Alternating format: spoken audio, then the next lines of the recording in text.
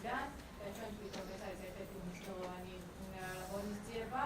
ძალიან მოკლედ ვიტყვი ამის შესახებ, რომ ზოგადად ალბათ ვინც აქ ესწრებით ყველა ვიცით, რომ ფონდის მეშვეობით განაყოფიერების სამინისტრო ყოველწლიურად იხდის გარკვეულ ცვლილ გადასახადს თვის საშუალებითაც 21 ინსტიტუციისგან შედგა კონსორციუმი და ძირითადად ეს გახლავთ სახელმწიფო უნივერსიტეტები, კვლევითი ცენტრები და ინსტიტუციები, რომელიც ინტეგრირებულები არიან სახელმწიფო უნივერსიტეტებში.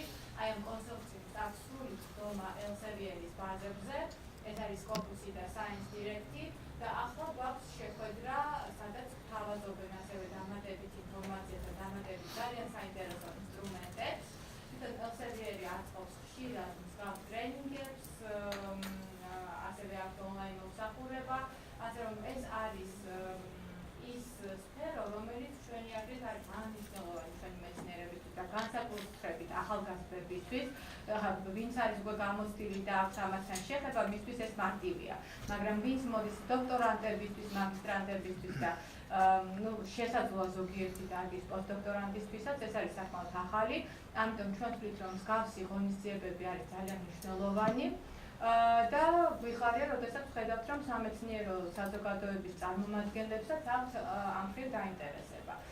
კიდევ ერთ ვიტყვი, რომ დღევანდელი შეხვედრა არ არის ერთადერთი და ალბათ ამის შესახებაც იცით, სამეცნიერო ფესტივალის ფარგლებში კიდევ ორი შეხვედრა არის დაგეგმილი და მათ გაუძღვება უკვე ორივეს ქართველი მეცნიერი, ეს იქნება TSU-ში, რომელიც თუ არ ვცდები ტარდება 2 ოქტომბერს 12 საათზე და ბატონი ბეჟან ჭანკვეტაძე იქნება იქ მომხსენებელი. ეს არის საავტორო სემინარი, ანუ როგორ უნდა დაიწეროს სტატია, რაღაც გარკვეულ რჩევებს მოხსენს, როგორ გამოაქვეყნოს და ასე შემდეგ. და მეორე გახლავთ ასევე მენდელეისთან ერთ-ერთ ინსტრუმენტთან დაკავშირებული სემინარი, რომელსაც გაუძღვება გიგა ხოსიტაშვილი. So I'm sorry for just talking in Georgian, but still we are in Georgia. Our working language are actually it is Georgian and English. So I will continue already in English to introduce our dear guests from Elsevier, and I'm very glad to see you here, Křištof. We've been working for a long period, and we've met just today. So let me introduce you, Křištof Žimánský. And I will ask you to tell just briefly about yourself, and also Mr. I'm sorry, Andrei Loksev. Okay, so floor is yours, but before starting your presentations, it will be really good to learn a little bit about yourself. Just introduce yourself, and then you can just continue with the workshop topics. Thank you so much for your cooperation and for your support, and it's always very helpful when you arrive, when we have such working meetings, and please be as active as possible, ask as many questions as possible, because you can learn a lot from really good professionals who are representing Elsevier here in our cooperative agreement. So please. Well, thank you very much. As been introduced, my name is Křištof Žimánský. I come from Poland, and even I've been coming to Georgia for quite a few years now, I still haven't managed to learn your beautiful language. And the only thing I can say is Gaumarjos, and I know it does not mean good morning. The reason I'm here today is to present some tools to you that are used to see how different nations, universities, or persons are performing through the perspective of impact of their research. I've been working in bibliometrics and all accompanying fields for the past 10 years. I've been dealing with databases, I've been dealing with different data, anything from ranging the impact of individual researchers, helping them to prove how important their research area is to the funders, to also providing data for the ranking organizations such as Times Higher Education or QS.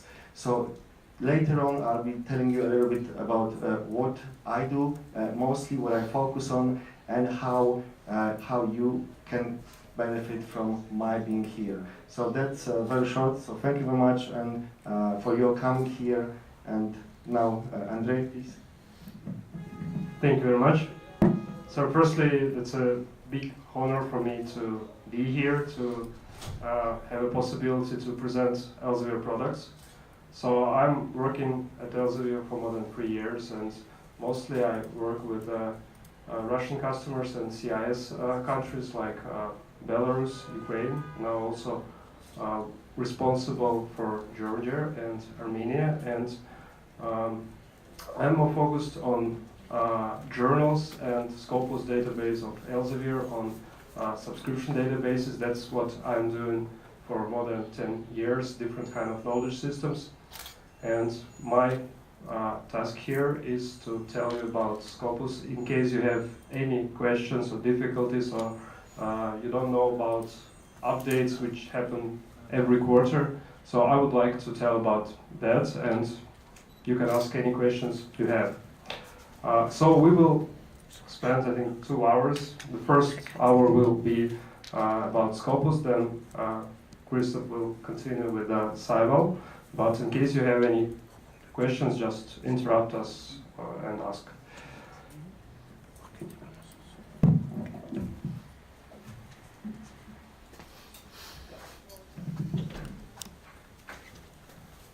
So if you don't mind, I will sit, because I have to change the slides.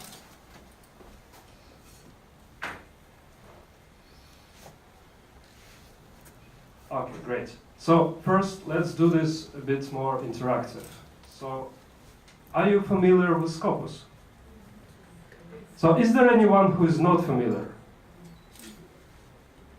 Or you are too shy? No. Okay, the next question, is there anyone who never used this database? One person. Okay, that's good. That means that the first slides about content and about what Scopus is, I can go through quite quickly. So, Scopus is the biggest reference database with over 62 million records from 22,000 journals from all kind of subject areas. So we don't put more attention at some specific areas. Every area is important for us. We also index not only journal articles, but also conferences, books, and patents. That's the content you have, and one of the greatest things of the Scopus is that the database is not divided into parts. So you always have the same content as every other customer in the world has. No archives, no special sub-databases, etc. So if you do some query and the customer on the other side of the world does the same query, the results are always the same. How did Scopus start? It started in 2004, and firstly we used the existing databases like Medline, and we added content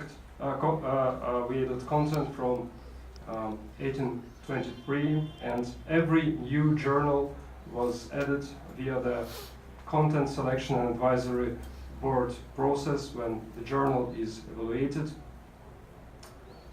Firstly, the references for journals were only since 96, but then I think the last 2 years there was a very big project when we went deeper into archives and reevaluated all the reference back to 1970. So I think that for every living researcher, all the articles and all the references are already re-evaluated, so all the bibliometric data, such as H-index, is calculated correctly.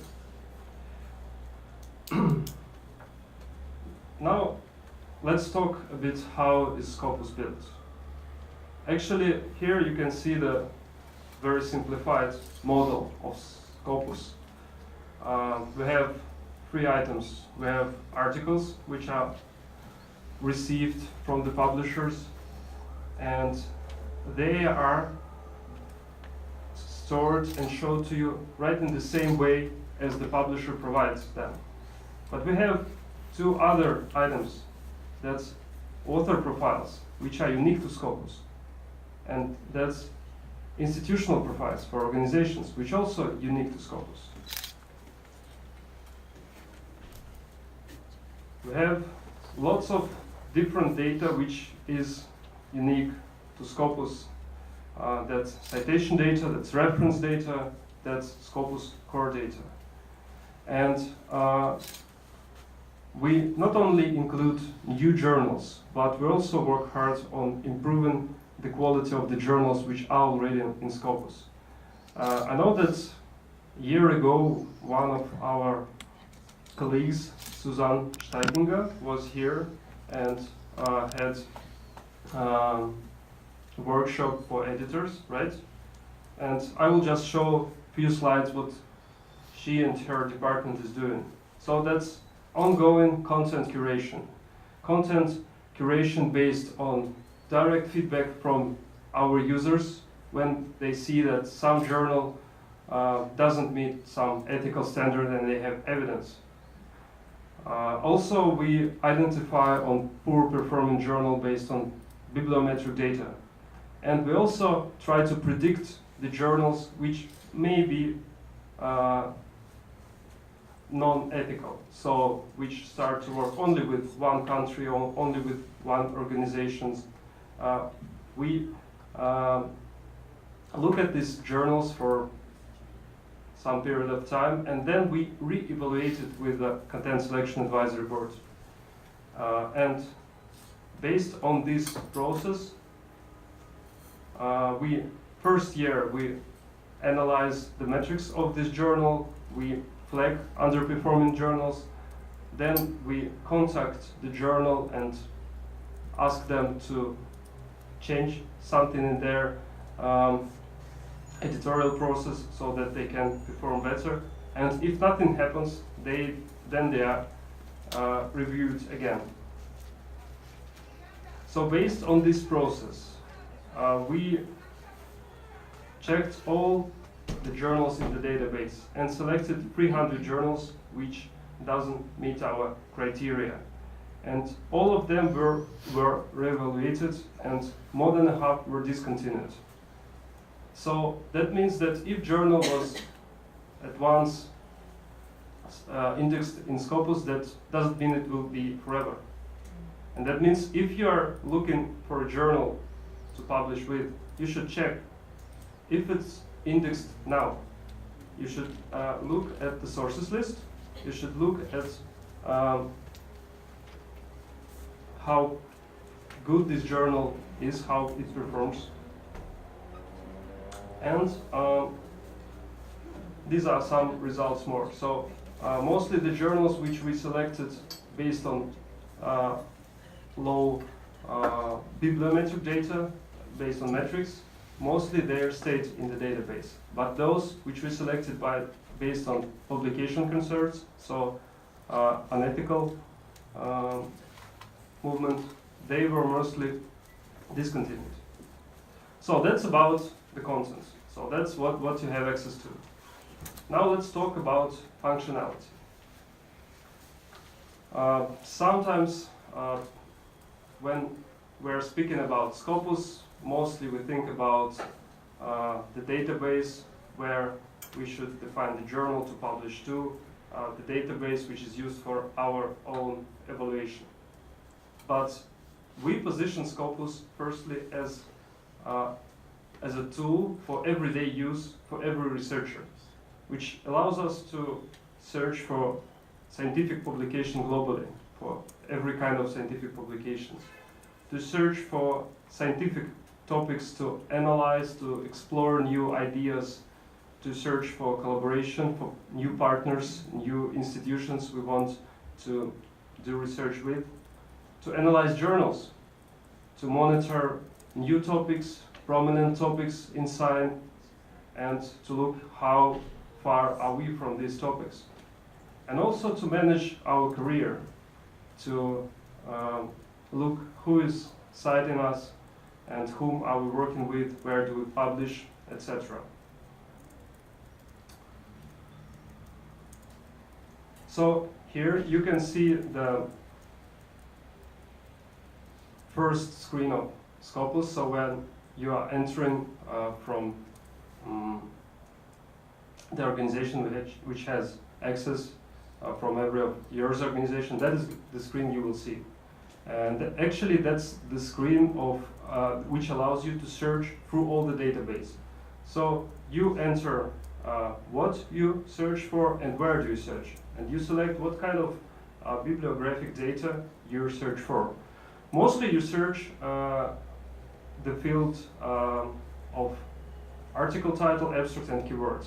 That's, I think, the most useful in case you're searching for some scientific subjects. But in case, for example, you want to search for all publications done by Georgian researchers, we can select the other fields like affiliation country. And what was the first publication which was indexed in Scopus and published in Georgia? What do you think is the year of publication?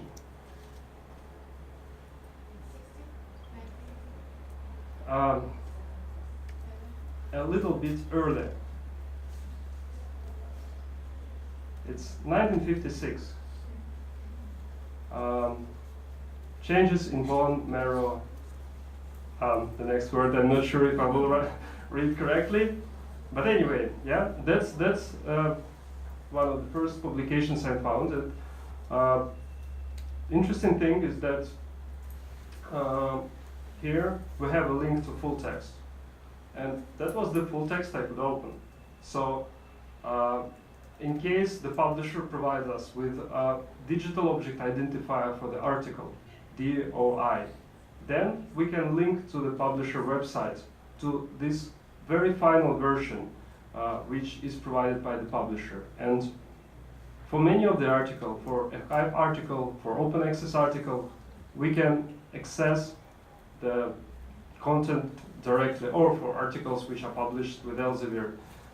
This article unfortunately was not published by Elsevier, but still, as an archive article, it was freely available.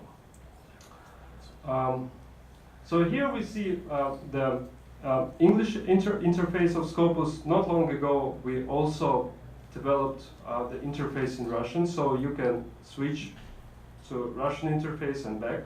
So if you prefer, it's fully translated. I will continue with the English one. So now let's go to some search for some scientific area.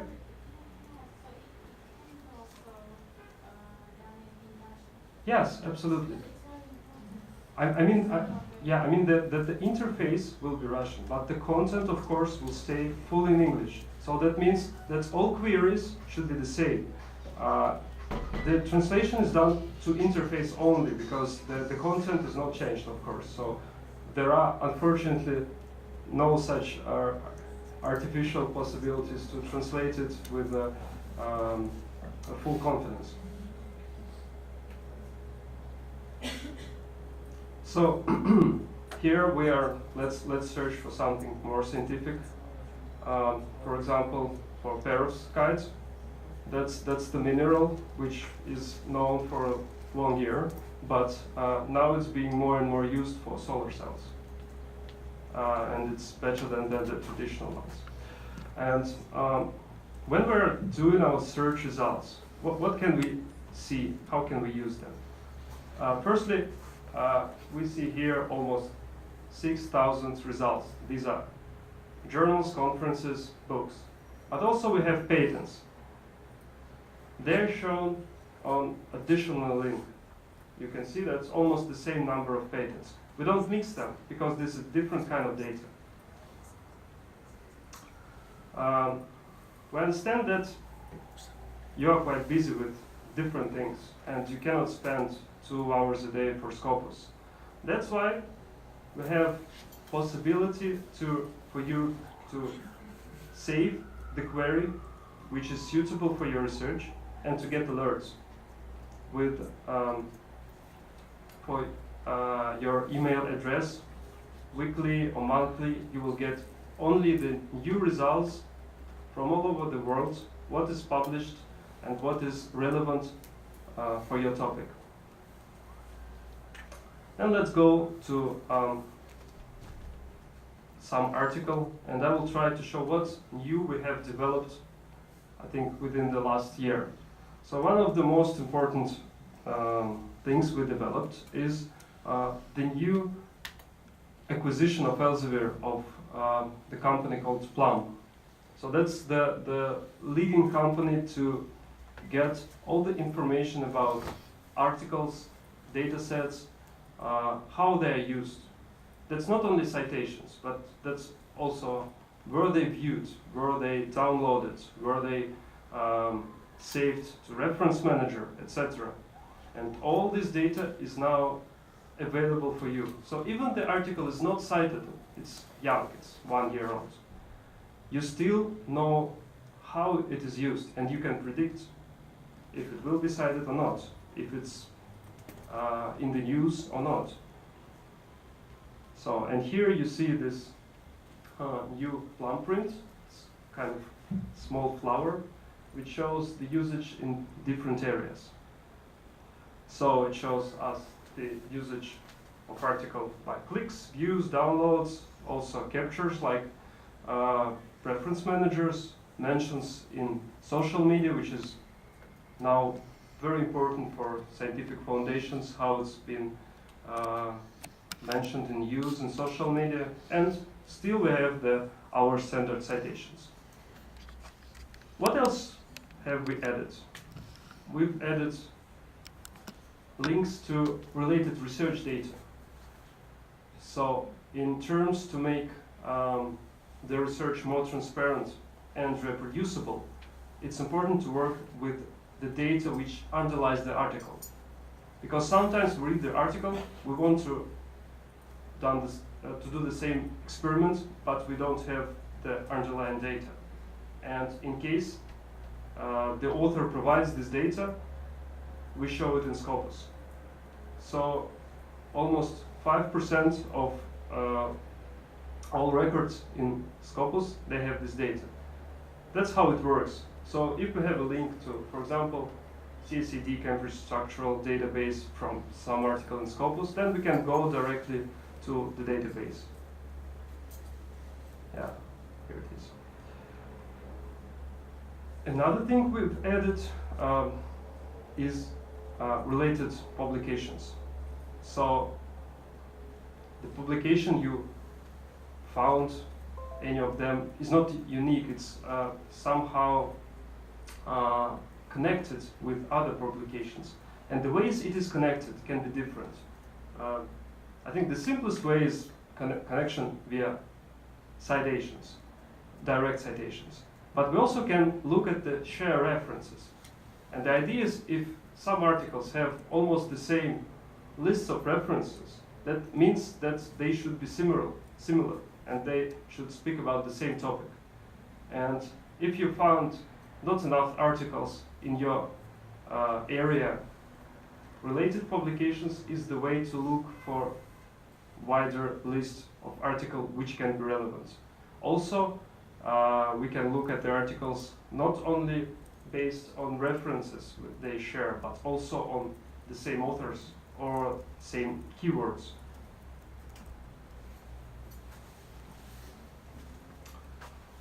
And the very last thing, which I think appeared maybe a week or 2 weeks ago, I didn't see it before, is the possibility not only to look at data sets we spoke inside the article, but to do search in parallel.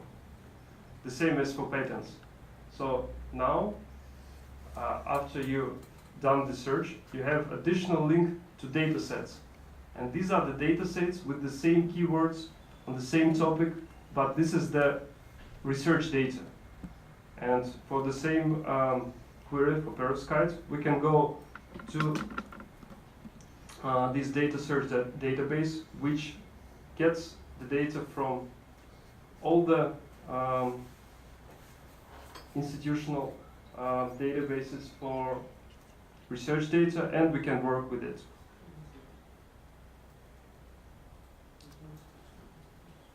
Now let's try to understand what we can get from the results. Firstly, this is the list of articles which can be used as references. But we also can analyze what happens in this area of science. For example, this area of perovskite. What can we say about that? We can go to analyze search results, and firstly we can look at distribution by year. And here we see that perovskite is known for a long time, since 1934. And there was not so much interest to the topic until, I think, 2013, when there was article in Nature that perovskite is one of the top future inventions which can change our life. And then we can see how increasingly interested is this topic. In case we are working with this topic, the question which can arise: where can we publish with this topic? What journals should we go to? There are too many of them. How should we check? And one of the options is we can look at the source. So where are these articles published? How are they distributed around journals? And so if we will move to Source tab, we will see the journals which are most interested in this topic. Very different journals from different areas. We can see material science, we can see physics, we can see chemical journals, and of course they are of very different quality. And from here you can also check what is the quality of these journals to the right, and go directly to the basket of metrics which Scopus provides. We think that that's one of the rules we use, that if you do some bibliometric evaluation, for example, like here you're selecting the journal, never use one indicator, because too many things cannot be shown by one indicator. You should always use several of them. And I will give an example why it's important. And one of the new members of this basket is SiteScore. Are you familiar with this? That's a new metric developed in 2015. And I will tell a little bit more because it's new, and so why we did this. I think you are familiar with SNP and SGR. These are the metrics provided. SNP is source normalized impact per paper, provided by Leiden University, and SGR by Samego Institute. These are metrics developed by researchers, which tried to make the metrics which compensate differences in fields of publications, in type of publications, and they have the mean of 1, that's the world's average level, and you can easily compare your journal with the world's average level. But the problem with these metrics was that they were too complicated. And in case I'm a researcher wanted to recalculate these metrics, that was very different, especially for SGR. That's why we decided to create a new metric, very simple, very transparent, and very open. And that's SiteScore. So actually it shows how many citations were in the year of calculation of SiteScore to the articles of this journal published in 3 years before. So quite similar to maybe known impact factor, but the difference is that firstly, we have the other citation window, 3 years, which suits almost all the sciences, including mathematics, including social sciences, etc. And also we did it fully open. So let's go to any journal. We can easily see how this metric is calculated. So we see how many citations were and how many documents were. We also see the site score rank. So that's the position of journal in the area it operates. There can be several areas, so there will be different positions. So we can say if it's number 1 or number 2. We also have the site score tracker below, which gives us the possibility to look at how the journal works now, because all the other metrics like SNP, SJAR, site score, we had to wait for almost a year to get the numbers. And if we want to evaluate the journal now, we have site score tracker. So this data is freely available. So you don't even need subscription to Scopus to look at these journal indicators. So you can use the website journalmetrics.scopus.com and you will see the metrics for every journal, because we understand that this information is crucial for you. So now it's fully transparent, and if you are working from your institute or university, you even can see the list of these very citations and documents which underlie the data. And you can check it. You can, in case your journal is in Scopus, you can check whether it's calculated correctly or not. So I hope that these metrics will be very useful for you, and you can also use it selecting the journals. And always when we're showing site score, all other metrics which were for long years with Scopus, SJAR, SNP, they're still here. And now I was promise you an example of how important to look at different metrics. Let's go to the homepage of Scopus, and we also have there a link to compare any journals we want. Let's compare, for example, Nature. I think you know this journal. Then we will take Science, and then we will take one not very known journal of colloid and interface science, something in colloid chemistry. And now we will see that, of course, Science and Nature, in terms of, for example, site score, they have much higher rankings. And let's assume that we have the article. We can publish in any of these 3 journals, and in any of these 3 journals it will be accepted. Where do you think the possibility of the fact that our article will be cited is in which of these journals?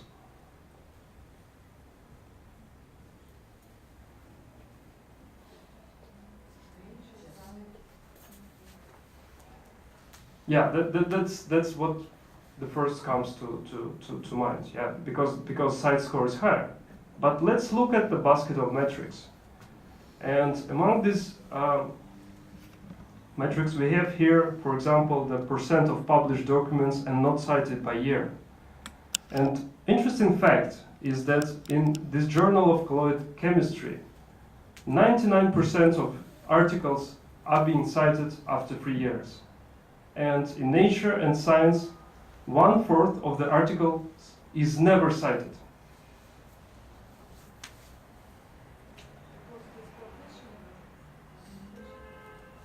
They are all peer-reviewed. They are all professional. Maybe the difference is that Nature and Science are multidisciplinary, and this is focused on a very narrow field. But yeah, maybe I'm here a bit tricky, but still, the idea is to show you that you cannot just look at one indicator and then work with it, because it's better to look where it comes from. Because, for example, the high site score can be based on the fact that journal published a lot of reviews, which are normally more cited than original articles. And if I am publishing original article, that's not relevant to me, because this journal published only reviews, so I should look at the other one. So lots of underlying data, and that's why try to look from different perspective at the journal when you are selecting it. Clear? Okay. Let's go further. We were speaking about the data model of Scopus, and we covered the article as it is, and now let's go to the other part of this data, is author profile. Author profile is very important.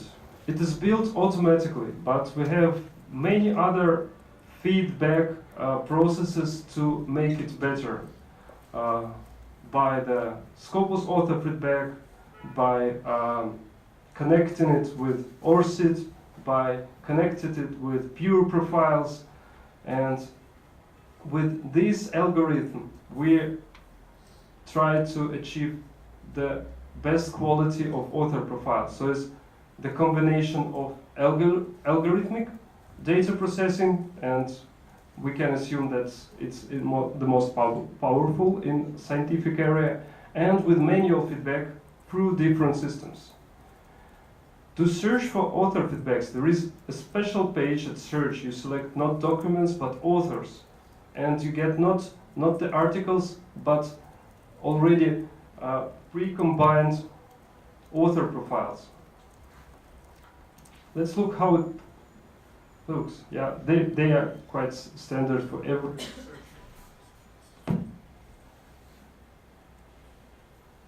And that's, I think, the most productive current researcher in Georgia, with the largest number of documents published. Yeah, I think because of the joint physics process in CERN, right? Here we see all the documents, we see the H-index recurrence affiliation of the author, which comes from the last article. So if the affiliation in the last article changes, then the affiliation on top of the page also changes. We see the subject areas where the author publishes based on the journals where he published.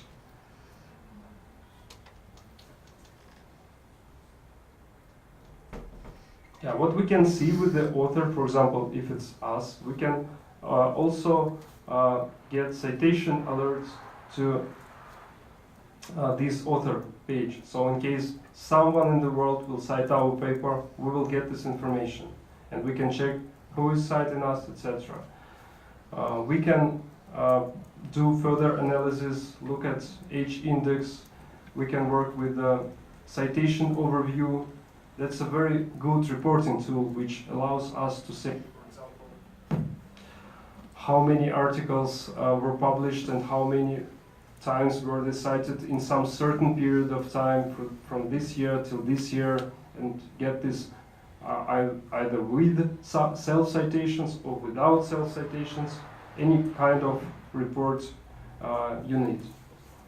Of course, when we speak about automatic profiling, there can be mistakes, mostly because the author surname can be written in different ways, or because he is changing his position, or because he is changing his area based on the journal. And sometimes we are looking at our author profile and see that some articles are missing. They are in Scopus, but we cannot see them in the list. Or the other thing, that we see the articles from some other person which has the same surname, for example, as we have, but it's not us. So what should we do in this case?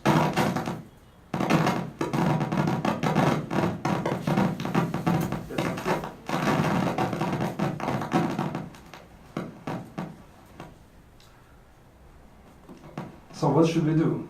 So at every author page, we have a special link. Request author detail corrections. You see it on the right. So if you press this link, you will go to author feedback system, which you can get either from the author profile or directly from this link. And this feedback will allow you to go in step-by-step process and send your request on changes to our technical support. It will be already not automated, it will be manual. With this tool, you can choose all the options how you name this step. You can add articles. I'm going to turn it off.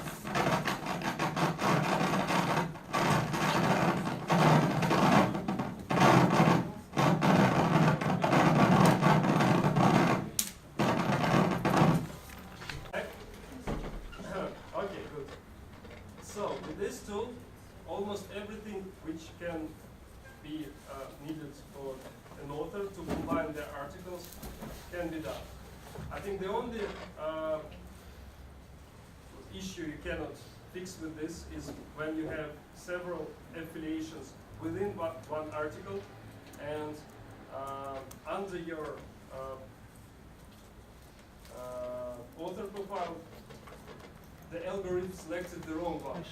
So, for example, if Tamar Dobala has two affiliations, one with university and one with the Institute of Academy of Sciences, because here to see the Institute of Academy of Sciences, then it cannot be changed to author detail corrections, but that can be changed for the feedback of Scopus. So everything can be changed until it's the same data as in the article. Well, speaking about author profiles, we should not mix them with our profiles as Scopus users. These are different things. So you can be a user of Scopus, but maybe you don't have articles in Scopus, or you can be not registered in Scopus, but if you have articles, then you have author profile. So these are different things.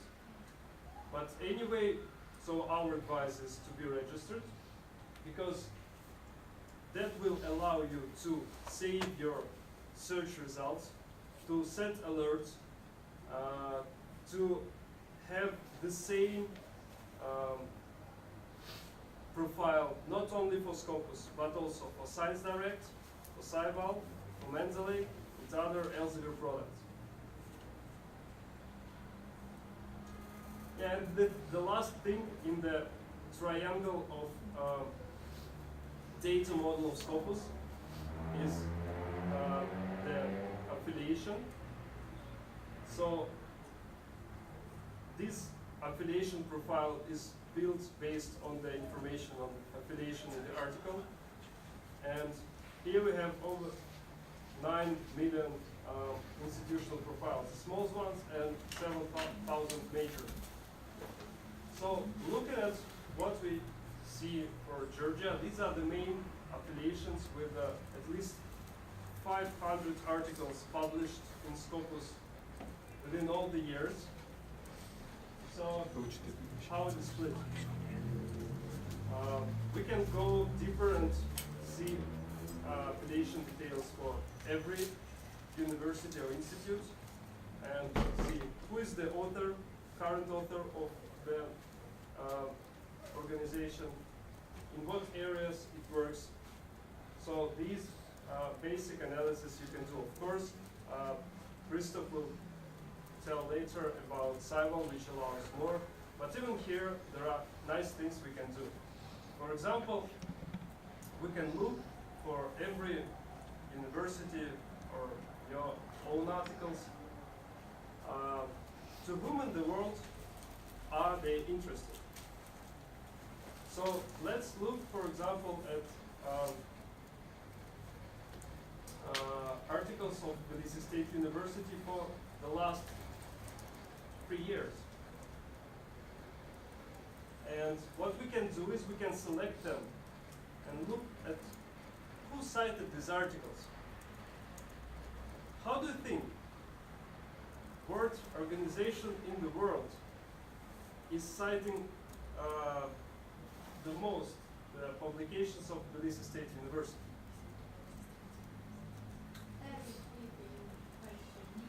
I am pretty sure you won't guess. Any ideas?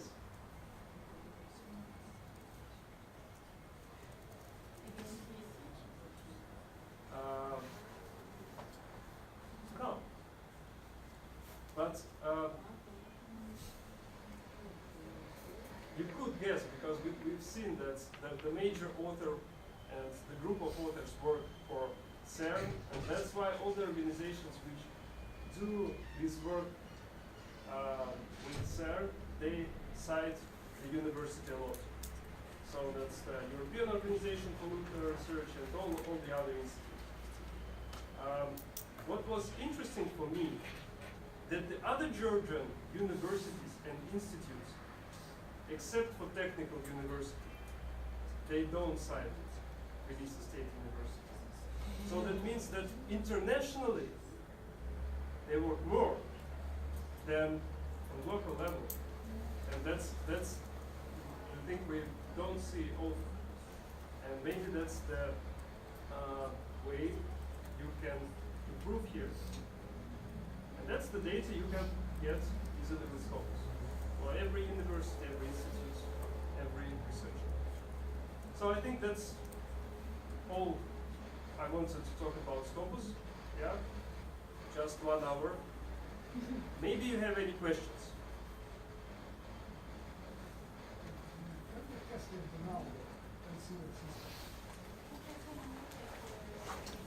Yeah, sure.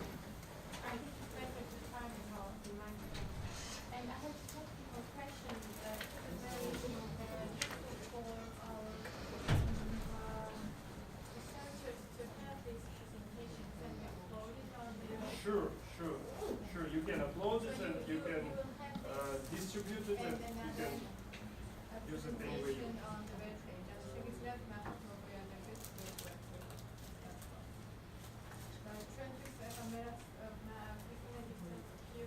Sure.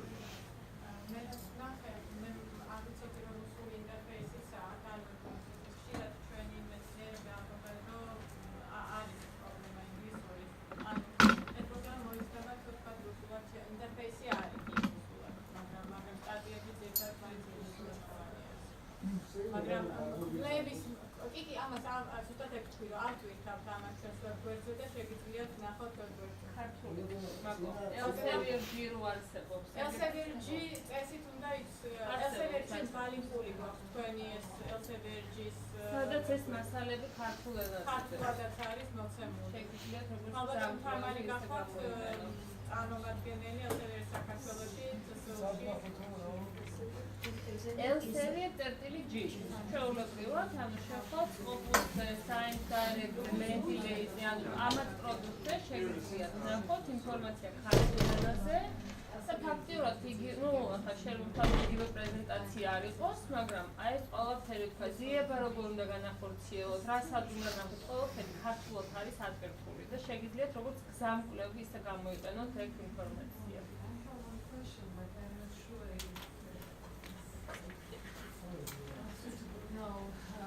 We have a lot of research magazines, journals in Technical University, but most of them, not most of them, all of them are outside the Scopus country. And is it a long process to become a member of the index? Yeah, so we have quite a transparent process of indexing. It's called title suggestion process, and it starts by the journal itself. So we have minimum criteria which are checked before the journal goes to the experts. And first, of course, you have to check whether you meet this criteria. So it should be, the journal should be peer reviewed. It should have references in rating. It should have bibliographic data, abstracts, information about authors, article names in English. Full text can be in any language you want. Yeah. So we indexed journals in 40 different languages. Sorry, I have one question. I'm the representative of Institute of Economics at State University, and we have a journal, and we contacted Scopus last year, and we started a suggestion. And they told me last year that it will take only 1 year, maximum 1 year, Yes. to suggestion, but 1 year has passed 1 month ago, and I contacted them again, and they told me that no 1 year is needed. Is it possible, or maybe they don't? So normally that takes about a year, really. And because of the fact that more and more countries, journals are being interested, and of course we have more and more few of the journals with the same number of employees working in this area. That's why it can be a bit more. But anyway, when you are suggesting the title, filling in the form, you get the unique number. Yes, we have this And number. you can check Yes, I checked it. on what stage the journal. I saw, but we are at this stage for several months, and not. Is it the last stage? No, it's not. We are in the middle stage. Before CSA. So you are not still on expert review. Yes. And Then we then- can take it off, and I will ask for your contacts, and I will check what's happening now. Because most of the time, when it's about a year, it should be already on the last stage. Yeah. For example, what do you find, for example, after research of Georgia, In some area. engineering? Sure. Yeah. So better, of course, not to start with subject area, but with some specific. Generally for Georgia. Yeah. So if we will go like this, yeah, we'll try to. Step by step. Yeah, we'll try to search for the country. Yes, sorry. Engineering. We will start with the country.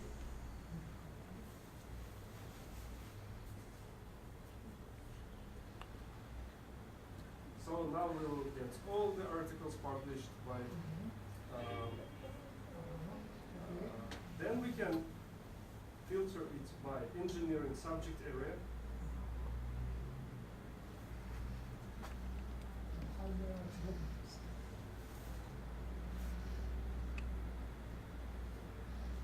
That's for all the years.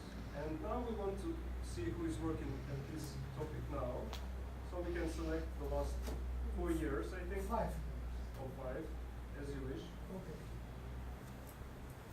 And you see that working with the filter, our query is changing. So we can understand how it's built. And we can, every time we can edit it manually, we can save it, or we can search it. So now we have almost 600 articles in engineering published by Georgian researchers within the last 5 years. Active persons. The first 15. So, and here we see the authors which are mentioned in this article mostly. Unfortunately, because of the fact that almost no, these are the surnames of the authors, and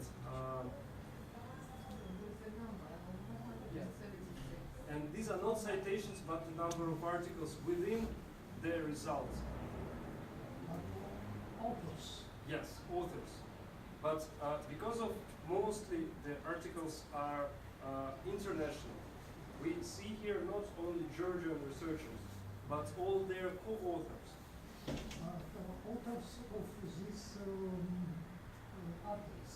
Yes.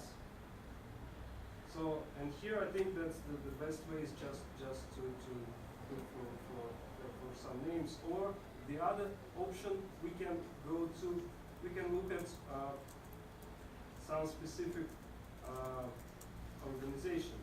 In our terminology, that's affiliation. So, yeah, we can limit only to these ones, for example. We can see more. We can see almost all of them.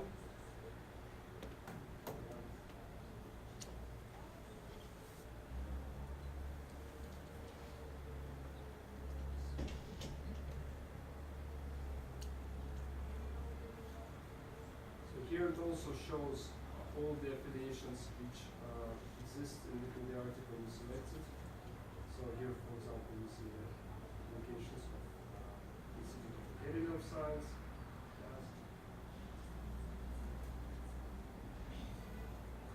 And the other ones.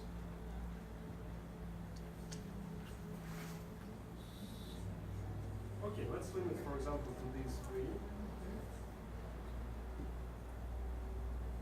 Now we see that our search results changed a little.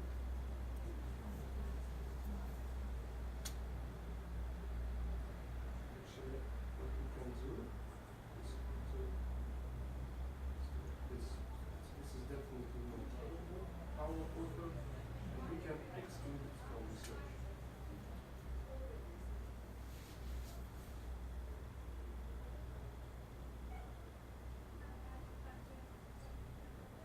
Yeah, now it's much better. So these are the top authors in engineering in Georgia in the last 5 years. The second is more. Great. So that's used, right? At least it means that the new articles after 3 months is in the systems. Yeah, sure. So the article appears in Scopus right after it's sent to us by the publisher. Yeah. So that's how the profile looks like, for example. Any other questions? How to get rid? What is your best suggestion? How to get rid of United States Georgia? How to make difference when you're searching for something? For example, I